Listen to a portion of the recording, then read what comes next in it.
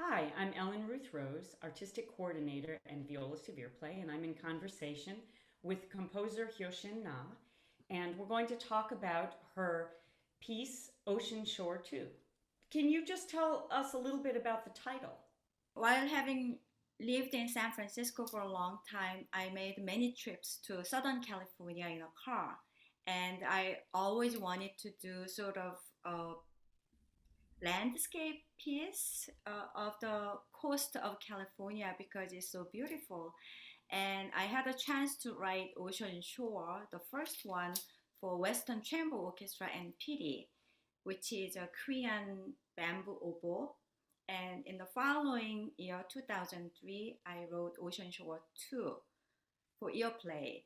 And both of these pieces are a study of the use of diverse materials and also the coexistence of different uh, instruments like shore, ocean, and shore.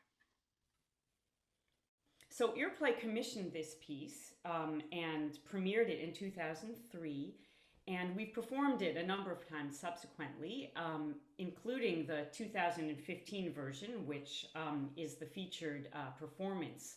Earplay asked me to write this piece in celebration of the 100th year of Korean American immigration. And I decided to write a sort of a collection of immigrant stories. Each section is focused on like a having a hope or having a dream for the new place you're going into, or disappointment, frustration and confusion in a new place. So that's what I was doing at the time. Wow.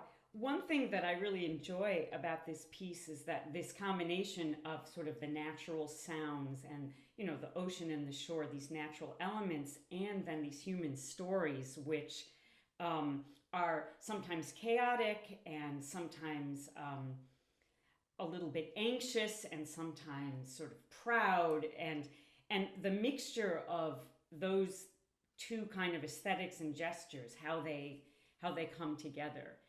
In the beginning, really, there's all these kind of natural sounds. I'm hearing sort of ocean and wind, and there are definite rhythmic gestures, but it seems that it's kind of controlled by natural forces, even though it's all composed out. And somewhere in the piece, it kind of morphs into this more human conversations or human elements. This piece is very sectional and intentionally so. As I said earlier, I considered each section as one's own story. So one story after another, and I didn't try to make a connection between these two different stories. Also, I didn't try to make it smooth going into the next one. So you might hear or you might feel the different flow of each section differently. Musically, I at the same time now thinking back, I think I challenged myself to make it work. So I was looking for a different kind of continuity in music.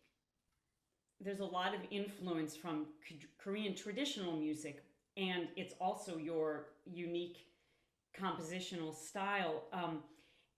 So, do you, when you're composing for Western instruments as opposed to traditional Korean instruments, is there a different process, or is it the same, or how do you approach writing for the different instrumental styles and groups?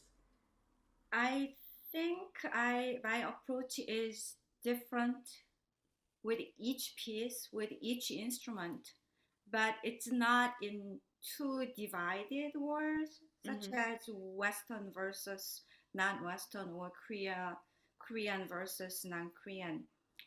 It's more of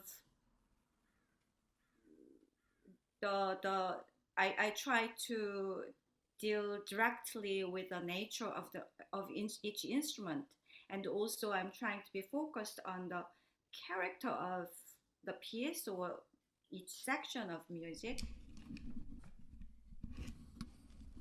Some Example I can think of is that in my music, I tend to use a lot of grace notes.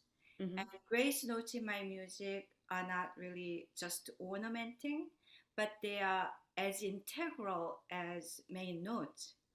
So you might hear those in my music, whether it's written for viola or some Korean instrument. So, just a couple more questions. One is um, the choice to use a string trio and a clarinet. Is that can you talk about that? I guess those are two different instrument groups, and that kind of reflects the idea of, you know, things coming from different places. Yeah, like a clarinet and violin, different. That was a part of the coexistence of two different instruments. But also, I was asked to choose up to how many instruments to be practical. I had the strings, and I wanted to have one wind instrument, and of course, I was like torn between clarinet and flute, and somehow this time I did it with clarinet.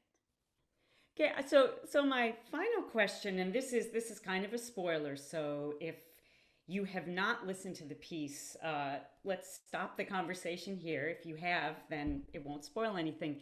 There is a verbal recitation about two-thirds of the way in the piece, and um, it's kind of brilliant the way it arrives and it is spoken in a kind of very matter-of-fact way. Can you talk about that and your choice of including that in the piece?